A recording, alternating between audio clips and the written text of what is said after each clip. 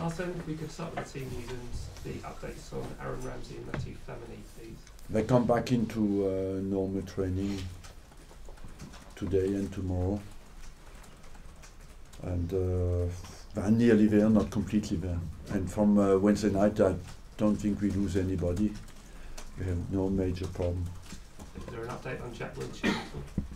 Jack Wilshere had a little surgery to take his 2 buttons off on his ankle because they were irritating him, but it's a very minor procedure, and he'll be out for a few days, yes. So it was just to remove any sort of discomfort to the ankle, and the ankle itself is fine? Yeah, it was irritating his ankle and they had to take it off. Arsene, would you necessarily describe that as another setback for Jack? No, it was planned. It was planned to be done at the end of the season, and because he had an irritation with it, we decided to do it now, and it's a few days. So available maybe as soon as next weekend? Next weekend you'll be quick, but I don't know exactly, but it's days, not weeks.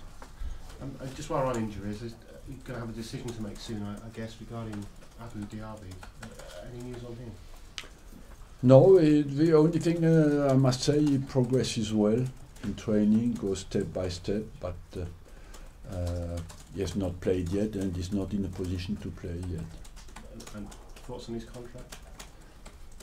No, I will have to talk to him soon, but I plan to do that in March.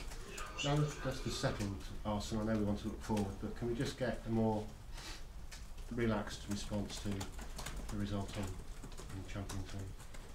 Look, I think I said what I had to say after the game, and I will maintain exactly what I said, and there's not more to add. For us, it's what is important now is to respond well. We are in a strong run in the Championship, in the Premiership, and it is to respond to that disappointment in a strong way on Sunday afternoon. That's all we can do.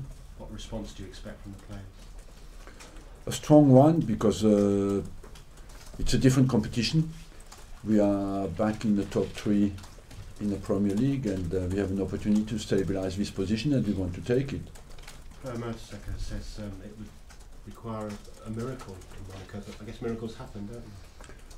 Look, we are still in the competition. That's what we can say. We have a difficult task, but it's still feasible. And it's a bad week all round for English clubs in Europe. It looks a terrible week for English clubs in Europe. Yes. Is there a deeper meaning to that? I don't have any rational explanation for that at the moment. It's just a shock that hits us, and. Is there any rationality behind that? I don't know. Arsene, is it additionally frustrating for you that you fight so hard season after season to get into the Champions League, but don't appear to see any progression in it? Look, we lost. We played over 180 games in the Champions League, so we have fought very hard against Beşiktaş just to qualify, and you could see that Beşiktaş is a good team, playing against Liverpool, so we won some important games. What is frustrating is we go out in the last 16 in the last 4 years, but twice against the future win of a competition, and this time we are still not out. Is there the chance of maybe Gabriel Paulista playing against Everton after the comments about the defence on Wednesday? I cannot give you, I have not made any decision yet for Sunday's game. I will have to rotate a little bit because there is Sunday, Wednesday, and will be certainly some changes. And Everton will come into the game with a spring in their step after going through in Europe themselves? Yes, they have gone through, well done to them, but it's 2 different competitions, the Europa League and the Premier League, and we know that our strengths at home will be vital and important to strengthen our position, and that's why we have an opportunity against Everton that we want to take. Okay. Is there any update on Mikel Arteta or Mathieu Debuchy? They are still a few weeks away. There's a report this morning suggesting that you were the angriest you've been in the dressing room for quite some time after the game. Is that true? Look, I don't want to comment on the reports and nor on what happens in the dressing room. How is Olivier Giroud after Wednesday night? He's like everybody else, disappointed. There is nobody to blame individually. It's not because who is a striker who didn't miss a chance. He had his chances and he missed it. It was for us on the night everything went against us, and the fact that we missed some chances was only one of the characteristics of the night. He seems from the outside somebody who does take criticism to heart. Are you confident that it won't affect him long term? I hope not, but he's a strong character, Olivier, and personally I don't blame him at all. We lost as a team. We fight for each other as a team, and he worked hard for the team even on the night. And you can only he didn't miss the chances on purpose. He wanted to score the goals, but it can happen. Arsene, why do you feel it always seems like every defeat for Arsenal is a crisis and every victory is a new dawn? Because we have this every time, don't we? As soon as Arsenal lose a big Look, game. we have to live with that, and I think what is important is to give a strong response when we are a big club. That means we are a club who interests many people, and that gives us a stronger responsibility.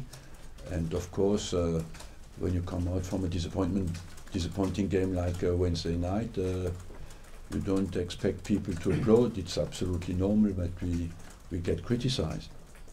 Do you become almost immune to? I mean, the following day, do you bother reading what people are saying? It's on not, social media? you know, what is hurting is the defeat. It's more than the criticism. I do not say I'm immune to it, but I'm here. I love to win, and when I don't win, I'm hurt, of course.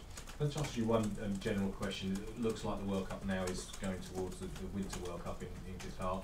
Christmas Day, would you be in favour of that? Christmas Eve World Cup or 23rd? They're talking about. Is that I'm right? already every right? day of my life for a football game, so it's no problem for me. I mean, generally, would that be a good time, or would that impact too much on the festive schedule in England? No, I don't think it will impact too much if you have to reorganize the Premier League. I just think always that if a World Cup is successful, that is very important because it's a world festival basically for football, and it has to be organized in decent conditions, what would not be the case in the summer. And I'm personally glad that if we play the World Cup in Qatar, it is not during the summer, because I would be concerned for people who attend there for their safety. And that's why I think it was the only sensible decision to make. Okay, last couple now, Mark. Is it crucial that the fans stay by the team now? Because obviously a lot of them left very unhappy, like yourself, on Wednesday night. Is it crucial they stay behind the team now? Of course. You know, you're not a fan for one game. You're a fan for the club, and you know, no matter how good your team is, your club is, how big your club is, you play 55 games per year, and you have disappointing moments where you're disappointed. But I think we are third in the league. We are on a strong run. There is no obvious reason we do not play not to go down as well.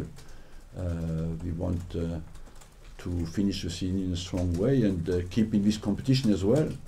With what's happened the other night, I think the race for the top four now becomes even more important, doesn't it? Trying to keep in there. And look, we are still in the Champions League.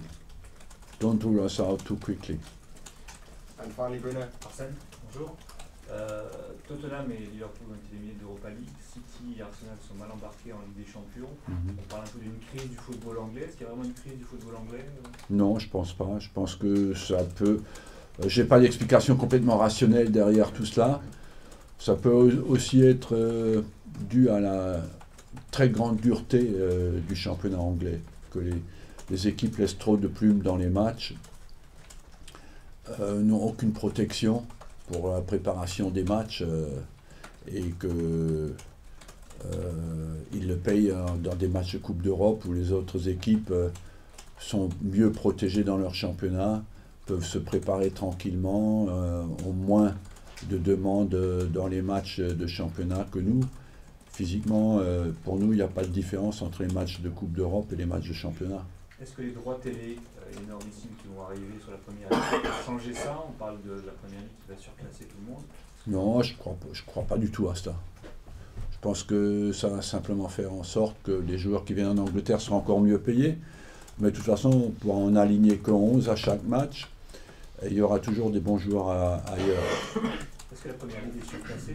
Est-ce que la première ligue est surcotée, pardon?